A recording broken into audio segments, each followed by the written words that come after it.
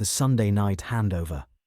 The silence in the Volvo was not merely an absence of noise, it was a physical weight, heavy and suffocating, pressing against Mark's chest. The rhythmic thump-swish of the windshield wipers was the only sound competing with the hum of the tires on the wet asphalt. Outside, the Sunday evening gloom had descended over the highway, blurring the world into streaks of grey and red taillights. Inside, the air was thick with the scent of pepperoni pizza and the distinct, synthetic smell of new plastic, the aftermath of a weekend engineered to be spectacular. Mark gripped the steering wheel until his knuckles turned white, glancing periodically at the rearview mirror. In the back seat, his children, Leo and Sophie, were slumped in opposing corners, illuminated intermittently by the passing street lamps. Leo, 10 years old and increasingly distant, had his headphones on, his gaze fixed vacantly on the rain-streaked window. Sophie, 7, was clutching a giant, neon-pink plush unicorn that Mark had won for her at the arcade earlier that afternoon. It had cost him $40 in tokens and 2 hours of frantic, sweaty effort, but the momentary beam of joy on her face had felt worth it. Now, however, that joy seemed to have evaporated, replaced by the lethargy of the Sunday night transition. This was the ritual, the inevitable conclusion to their 48 hours together. Mark called it the handover, a term that felt clinical and cold, yet perfectly encapsulated the transaction taking place. He was returning them to their real life, the one where homework was done, vegetables were eaten, and bedtimes were strictly enforced. He was merely the weekend disruption, the purveyor of chaos, sugar, and expensive distractions. "Did you guys have fun this weekend?" Mark asked, his voice sounding too loud, too desperate in the confined space. Leo didn't react. The noise-cancelling headphones were doing their job. Sophie shifted slightly, hugging the unicorn tighter. "Yeah, Daddy, it was cool." "Cool," Mark repeated, nodding vigorously as if this single syllable were a profound validation of his parenting skills. "That's good. We really crushed it at the arcade, didn't we?" "Yeah," Sophia murmured, her eyelids drooping. Mark turned his eyes back to the road, a knot of anxiety tightening in his stomach. This was the pattern. Friday evening, he would pick them up with the enthusiasm of a game show host, armed with an itinerary that left no room for boredom. Pizza, movies, zoo, aquarium. He spent a fortune, swiping his credit card with reckless abandon, terrified that a moment of stillness would reveal the truth. He didn't know what to do with them. He didn't know how to just be with them. The Disney dad syndrome, he had read about it in a magazine article in a dentist's waiting room shortly after the divorce. It described fathers who, out of guilt or insecurity, transformed visitation weekends into non-stop vacations. At the time, he had scoffed, thinking he was immune. Now, looking at the debris of the weekend scattered on the passenger seat, wrappers, ticket stubs, a half-eaten bag of gummy bears, he realized he had become a caricature. He knew their favorite pizza toppings, pepperoni for Leo, extra cheese for Sophie. He knew they liked Marvel movies and trampoline parks. But as the miles ticked away, bringing them closer to their mother's driveway, a chilling realization washed over him. He didn't know the name of Leo's best friend. He didn't know why Sophie had been quiet at lunch yesterday, or what subject she was struggling with in school. He knew their preferences, but he didn't know them. He was a visitor in their lives, a tourist who dropped in for the highlights but missed the substance. "Leo?" Mark raised his voice slightly, hoping to penetrate the electronic barrier. Leo pulled one earphone back, looking annoyed. "What?" "I was just thinking," Mark stammered, his mind racing for a topic that wasn't related to consumption or entertainment. How is school going? Anything interesting happening?" Leo shrugged, a gesture that conveyed a teenage lifetime of indifference. "It's fine, just school." "Right, just school," Mark echoed. He wanted to press further, to ask about the math test Leo had mentioned 3 weeks ago, or the soccer tryouts. But he couldn't remember if the tryouts had already happened, and he was terrified of exposing his ignorance. If he asked about something that was already over, it would prove that he wasn't paying attention. It would confirm that he was on the periphery, looking in. He let the conversation die, retreating once again into the safety of the silence. It was easier to buy the silence with iPads and movies than to risk the awkwardness of a failed conversation, but tonight the silence felt accusatory. It screamed that he was failing. The GPS on the dashboard indicated 20 minutes to arrival. 20 minutes left of being Dad before he went back to being Mark. The single guy in the quiet apartment who ate cereal for dinner over the sink. He felt a sudden, fierce panic. He needed to make a connection, something real, something that would last beyond the sugar crash. He glanced at the digital clock, 7:42 p.m. Sarah, his ex-wife, would be waiting. The lights would be on in the house, that warm golden light that implied stability and routine. She would ask if they had finished their homework, and Mark would have to admit that, no, they hadn't, because they were too busy watching the IMAX marathon he had insisted on. She would sigh, that tight, disappointed exhale that he knew so well, and usher them inside to scrub the weekend off their teeth. "Hey," Mark said, trying a different tack. "I was thinking, for next time, maybe we could just hang out. You know, stay in, cook something, maybe hike the trail behind the apartment." Sophie looked up, confused. "But the new water park opens next weekend. You promised." Mark winced. He had promised. He had promised it in a moment of panic 2 weeks ago when Leo had said he was bored. "Right, the water park, of course." "Don't you want to go?" Sophie asked, her voice tinged with sudden worry. No, I do," Mark reassured her quickly, forcing a smile into the rearview mirror. "I can't wait. It's going to be awesome. Best weekend ever." He saw Sophie relax, satisfied that the entertainment supply line was secure. But Leo was watching him now, his eyes dark and unreadable in the shadows. For a fleeting second, Mark wondered if Leo saw through it all, if he saw the desperation beneath the credit card receipts. The thought was terrifying. The rain intensified, drumming harder against the roof of the car, enclosing them in a mobile capsule of isolation.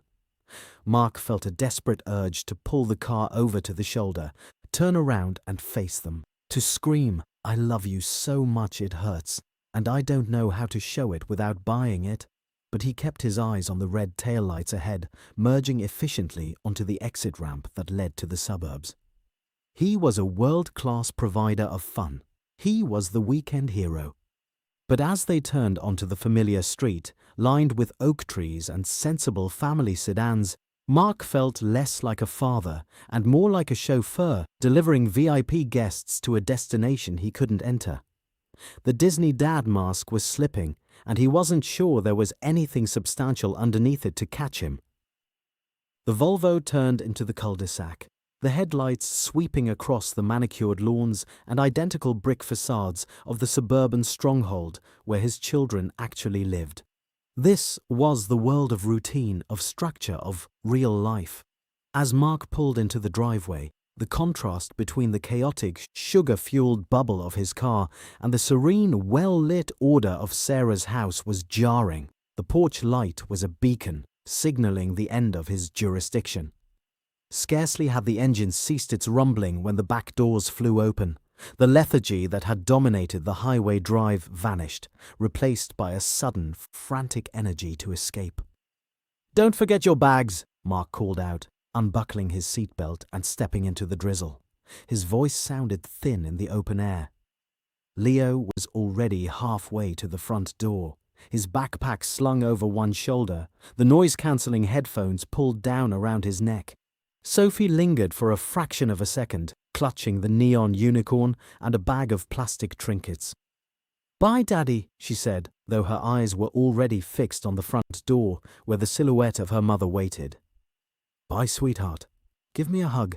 Mark crouched down, opening his arms. She stepped into his embrace, but it was brief, a perfunctory squeeze before she pulled away, eager to return to the mothership. Mark stood up, his knees cracking audibly, and turned to face Sarah. She was leaning against the doorframe, arms crossed, wearing a thick cardigan that looked impossibly comfortable. She looked like a parent. Mark felt like a carnival barker packing up his tent. "Energetic weekend?" Sarah asked, her tone neutral, bordering on weary. "Yeah, it was great," Mark lied, forcing enthusiasm into his tone. "Went to the arcade, saw that new superhero movie. They loved it." Sarah nodded, her eyes drifting past him to the kids who were already disappearing inside. Did they eat anything green, or just grease? Mark felt the familiar prickle of defensiveness.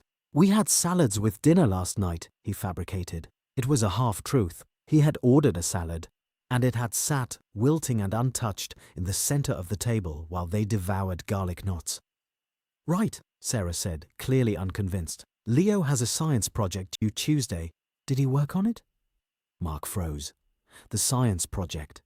He vaguely remembered an email about it, buried somewhere beneath Groupon alerts and work notifications. I think he mentioned it.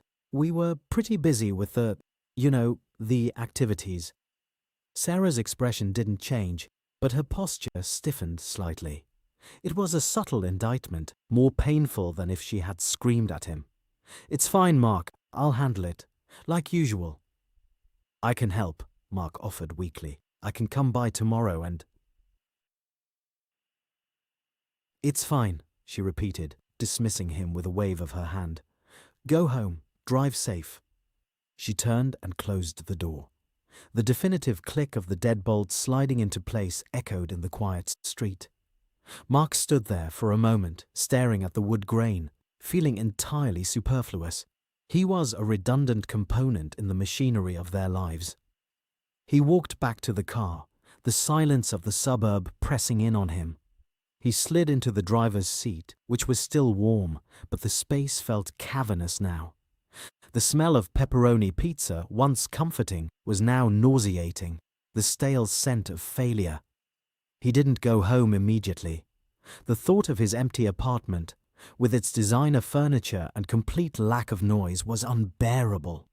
Instead, he drove aimlessly for 20 minutes, eventually pulling into the fluorescent-lit parking lot of a gas station near the highway entrance. He killed the engine and sat in the dark, listening to the rain tap against the metal roof. He needed a distraction. He reached into the back seat to grab his jacket, which he had tossed there earlier. As he fumbled in the gloom, his hand brushed against something hard and rectangular, wedged between the seats. It was a sketchbook. Leo's sketchbook. Mark frowned. Leo was never without this book. He guarded it with the same ferocity he applied to his privacy. He must have dropped it in the rush to escape the car. Mark hesitated. He knew he should respect his son's privacy. Sarah would certainly tell him so. But a desperate curiosity seized him. He turned on the overhead reading light, bathing the car in a harsh, yellow glow. He opened the book. He expected to see drawings of video game characters, or perhaps dragons, the sort of things Leo used to draw when he was younger. Instead, the first few pages were filled with intricate, surprisingly skilled sketches of landscapes. The view from his bedroom window at Sarah's house, the school courtyard, a detailed study of the family dog sleeping. Mark flipped through the pages, his heart rate accelerating. Then he stopped. Toward the middle of the book, there was a series of sketches labeled The Weekend. The first drawing showed Mark standing at the ticket counter of the cinema. In the sketch, Mark looked frantic, his hair disheveled, holding a credit card aloft like a weapon. He was surrounded by speech bubbles that were empty, suggesting noise without meaning. The caption scrawled underneath read, "The wallet at work." Mark swallowed hard. He turned the page. The next drawing was of the three of them sitting at a restaurant table. Mark was depicted looking at his phone, a forced smile on his face. Leo and Sophie were drawn with exaggeratedly large eyes looking at Mark, but Mark wasn't looking back. He was looking at a waiter, signaling for the check. The caption, "Dad asking if we are having fun." It was a brutal, unfiltered reflection of reality. There was no malice in the drawings, only a cold, observational accuracy.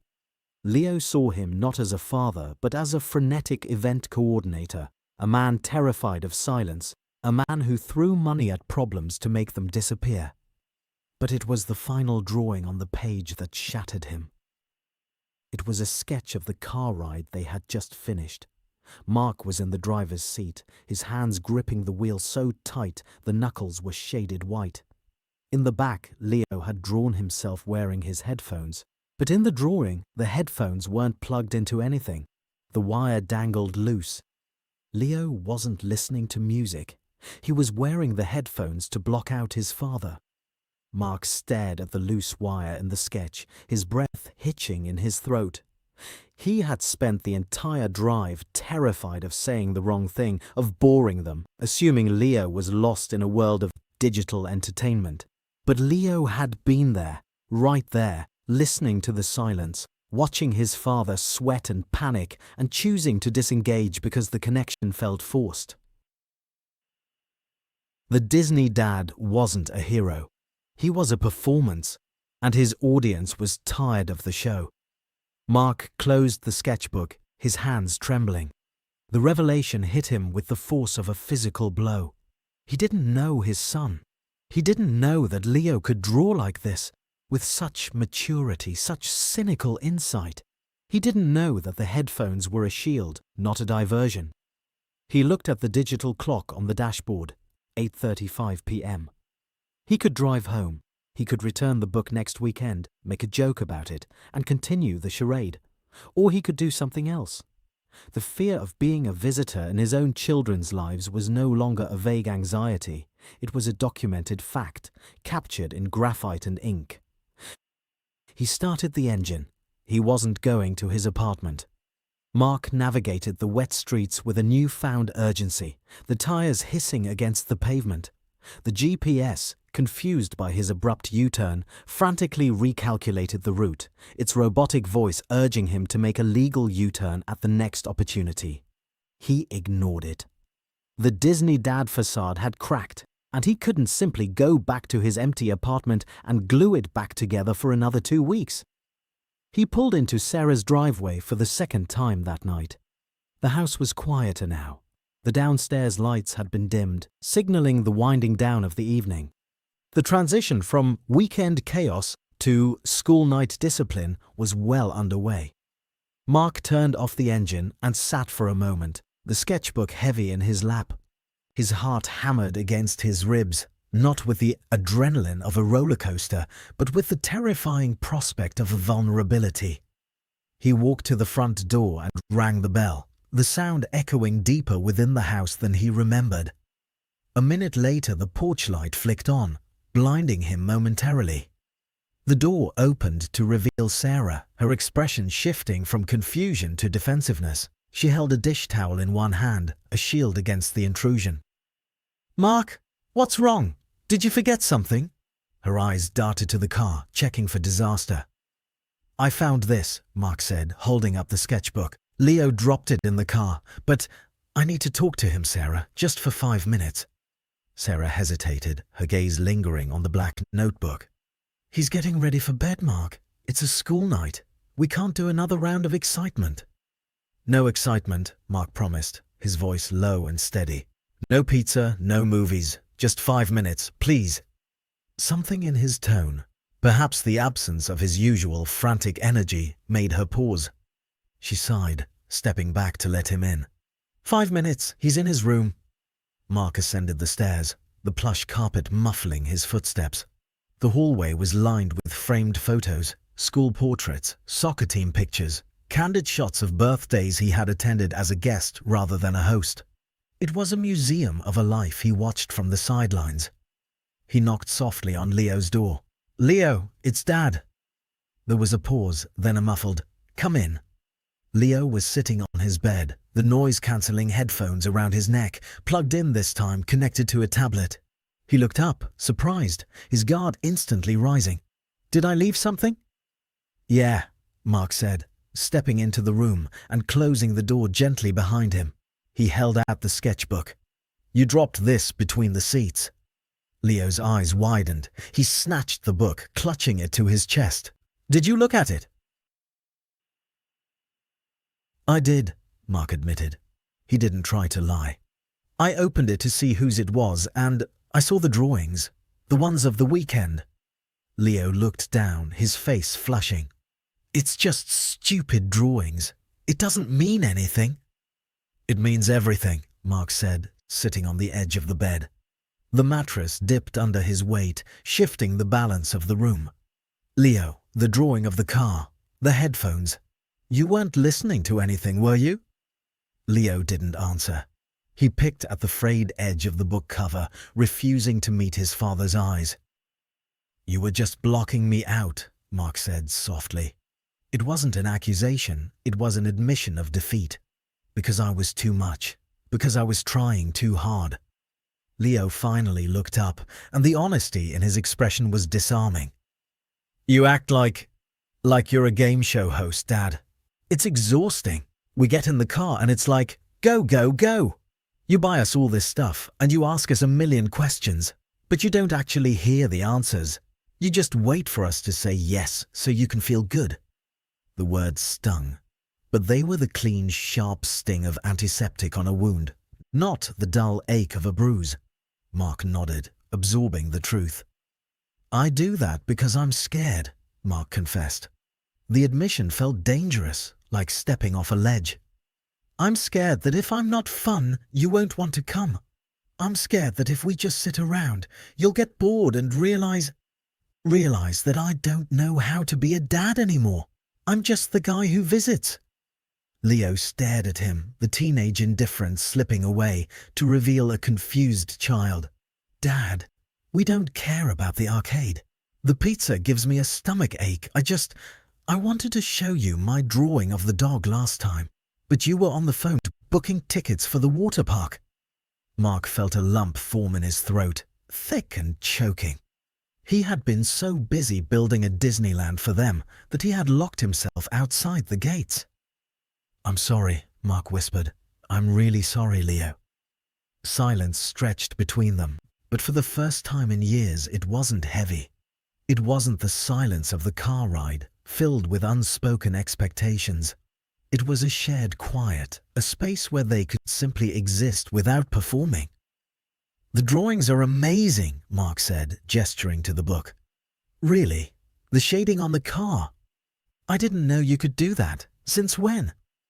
Since last year, Leo murmured, a hint of pride creeping into his voice. Mr. Henderson, the art teacher, gave me some charcoal pencils. Maybe, Mark started, then stopped to correct himself. He wouldn't promise a grand art studio tour. He wouldn't offer to buy the most expensive supplies. Maybe next time you come over, you could show me how to use them. We could just sit at the table, draw, no movies. Leo looked at him, searching for the catch, for the inevitable itinerary. Finding none, his shoulders relaxed.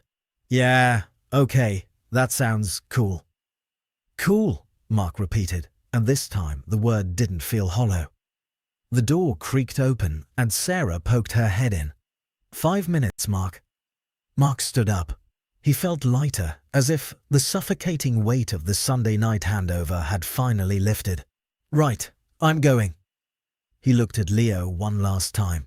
See you in 2 weeks, bud. Bring the pencils. See ya, Dad, Leo said. He didn't put the headphones back on. Mark walked down the stairs, passing the gallery of photos with a new perspective. They weren't accusations of what he had missed. They were invitations to what he could still be part of if he stopped trying to buy his way in. At the door, Sarah looked at him curiously. Everything okay? Yeah, Mark said, buttoning his jacket against the cold. Actually, Sarah, for the next visit, cancel the water park. I think we're just going to hang out at the apartment. Maybe order a regular pizza. Cheap cheese. Sarah smiled, a genuine, tired smile that reached her eyes. Sounds like a plan, Mark. Good night. Walking back to the Volvo, the rain had stopped. The air was crisp and clean, smelling of wet earth and suburban lawns. Mark got into the car, tossed his jacket into the passenger seat, clearing away the debris of the weekend, and started the engine.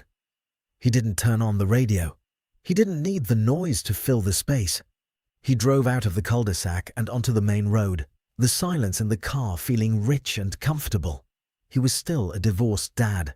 He was still living in an apartment that was too quiet. But as he merged onto the highway, heading back to his own life, he realized he wasn't just a visitor anymore. He was a father who had finally truly arrived. The end. And that brings us to the end of our story. It's a powerful reminder that sometimes the best thing we can give to the people we love isn't our money or an expensive experience, but simply our attention and our true selves. I hope you enjoyed following Mark's journey from a Disney dad to a real father. Now, let's take a closer look at some of the language used in the story. There were quite a few advanced words and phrases that really helped paint the emotional picture of this narrative. Key vocabulary. Let's start with 6 challenging words from the text. First, we have suffocating. In the story, the narrator describes the silence in the car as heavy and suffocating. To suffocate literally means to die from lack of air, but here it is used metaphorically. It describes an atmosphere or a feeling that is so intense and oppressive that it makes you feel trapped, as if you can't breathe comfortably. You might describe a very strict workplace or a relationship with too much jealousy as suffocating. Next is lethargy. The text mentions that the joy of the weekend was replaced by the lethargy of the Sunday night transition. Lethargy is a state of having very little energy or enthusiasm. It's that sluggish, heavy feeling you get when you are tired, bored, or perhaps a little bit sad. If you stay in bed all day on a rainy Sunday doing nothing, you are in a state of lethargy. Our third word is indictment. When Sarah looks at Mark, he feels it is a subtle indictment. An indictment is a formal charge or accusations of a serious crime in a legal setting. However, in this context, it means a sign that something is wrong or a strong criticism. Sarah's look was a silent accusation that Mark wasn't doing his job as a parent properly. You could say that high crime rates are an indictment of a city's economic policies. Moving on, we have superfluous. Standing on the porch, Mark felt entirely superfluous. This is a fantastic word that means unnecessary, or being more than is needed. If you have 3 people doing a job that only requires 1 person, 2 of those people are superfluous. Mark felt like he had no purpose or use in his children's real life at their mother's house. The 5th word is vulnerability. Mark felt a terrifying prospect of vulnerability. Vulnerability is the quality of being exposed to the possibility of being attacked or harmed, either physically or emotionally. In relationships, showing vulnerability means letting your guard down and showing your true feelings, weaknesses, or fears, which can be scary, but often brings people closer. Finally, we have disarming. When Leo spoke honestly to his father, the text says the honesty in his expression was disarming.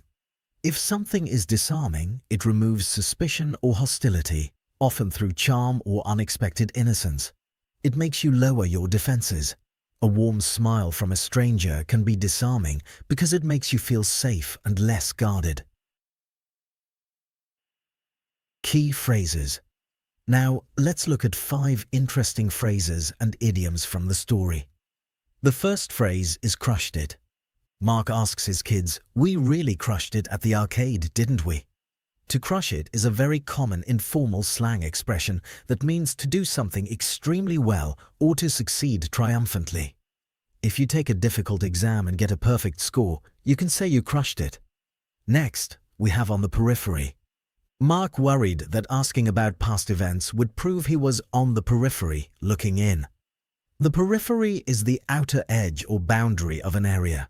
To be on the periphery of a group or a situation means you are on the outside, not fully involved or included in the main activity. If you go to a party but don't know anyone, you might stand on the periphery or turn of the conversation. The third phrase is sugar crash. Mark wanted to make a connection that would last beyond the sugar crash. A sugar crash is the sudden drop in energy levels that happens after you have eaten a large amount of sugar and experienced a temporary burst of energy. It often leaves you feeling tired and irritable. Mark is using this metaphorically to describe the moment when the temporary excitement of the weekend fades away. Our fourth phrase is guard rising. When Mark enters Leo's room, he notices Leo's guard instantly rising. To have your guard up is to be defensive and ready to protect yourself. If someone's guard is rising, it means they are becoming suspicious, defensive, or emotionally closed off because they expect something bad or annoying to happen. Finally, the phrase, buy his way in. Mark realizes he needs to stop trying to buy his way in. This phrase means attempting to gain acceptance, affection, or entry into a group by using money or gifts instead of genuine effort or personality. Mark was using expensive toys and trips to get his children's love, rather than connecting with them emotionally. Comprehension quiz. Now that we have mastered the vocabulary, let's test how well you understood the story. I am going to ask you 3 questions about the plot. I want you to listen to the questions, then pause the video and write your answers in the comments section below. Don't worry about being perfect. Just try to express your thoughts in English. Here are the questions. Question 1. Why does Mark refer to himself as a Disney dad? And why does he feel guilty about it? Question 2. What specific object does Mark find in his car that completely changes his perspective on his relationship with his son? Question 3. At the end of the story, what significant change does Mark make to the plan for the next visitation weekend? Pause the video right now. Go ahead, scroll down and type your answers in the comments. I'll wait for you. Did you write them down? Great. Let's see how you did. Here are the answers. For the first question, Mark calls himself a Disney dad because he spends his visitation weekends entertaining his kids with expensive activities, junk food and gifts, rather than doing normal parenting tasks. He feels guilty because he realizes this is a performance to cover up the fact that he doesn't really know the details of their daily lives or how to connect with them on a deeper level. For the second question, Mark finds Leo's sketchbook wedged between the seats. Inside, he sees drawings that depict him as frantic and disconnected, and crucially, a drawing of Leo wearing headphones that aren't plugged in, revealing that Leo uses them just to block out his father's forced enthusiasm. And for the final question, Mark decides to cancel the expensive trip to the water park. Instead, he plans to have a quiet weekend at his apartment where they can just hang out, draw together, and eat regular, cheap pizza. He chooses genuine connection over expensive distraction. I hope you got those right. This story was a bit of an emotional roller coaster, but it teaches us some great vocabulary for describing relationships and personal growth. If you found this video helpful and want to improve your English with more stories like this, please hit that like button. It really helps the channel. And don't forget to subscribe and turn on the notification bell so you never miss a lesson. Thanks for watching, and I'll see you in the next story.